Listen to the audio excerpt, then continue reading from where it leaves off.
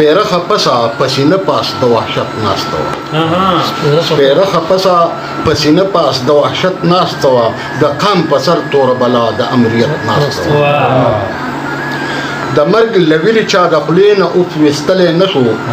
غږ به د ظلم خلاف چا پورته کولی نه شو خان او ملک سپینه جامه کې ګرځېدلی نه شو چا اوسېدو له ځان له پوخ کور جوړولی نه شو تعلیم په ډاګه به هېڅ چا حاصلولی نه شو داسې یو وخت و حق ته حکم چا ویلی نه شو د زوره چغه د هر چا د بغاوت ناسته وه د قام په سر توره بلا د امریت ناسته وه سپینه جامه دلته هر چا له اخیستل جرم و د نواب هر ناروا حکم نه منل جرم و په خپله خوښه کېناستل او پاسېدل جرم و خپل مرضی باندې هر چاله ژوند کول جرم و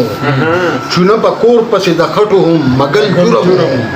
داسې یو وخت چې په واده خوله خندل جرم و څوکۍ په سر د هر سړي د اذیت ناسته وه د قام په سر توره بلا د ماموریت ناسته وه کیسې د هغه ظالم د ظلم د کولو نه دي هغه زخمونه چې ورغلي د سپړدلو نه دي پهې د مالګې پې اوس نورې د تړلو نه دي هغه ترخې ورځې د ژوند د یادولو نه دي کرکجنې شپې د هغه وخت د هېرولو نه دي تیره چړې نورې په زړونو د منډلو نه دي سړه جذبه پرته د ژوند د حرارت ناسته وه او د قام په سر توره بلا د امریت ناسته وه د دغه ظلم چې په جار چا بغاوت کړی و چا اعتراض چې په نظام د ریاست کړی و ژبې ته غوسې شوې چې چا یې مخالفت کړی و سرونه یې پرې کړی شو هغه چا چې غیرت کړی و هم د مزغو کې د هر چا د ندامت ناسته وه او د قام په سر توره بلا د امریت ناسته وه د کائنات خالق چې څه کې د هر څه لیدله الله د جبر او وحشت ټوله کیسه لیدله دا بېوسي او مجبوري ټوله هغه لیدله خفه ظهیره یې د ژوند هر لمحه لیدله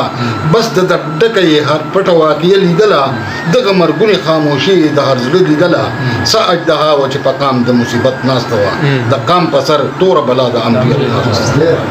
سترګو رپو جوش کې قهر د قدرت راغی د دوی په لاس د شاهجهان نواب شامت راغی د خوشبختۍ دور د دیر پر ریاست راغی د هر یو چا زړه ته سکون راغی راحت راغی زوال د دغه تور نظام د زلالت راغی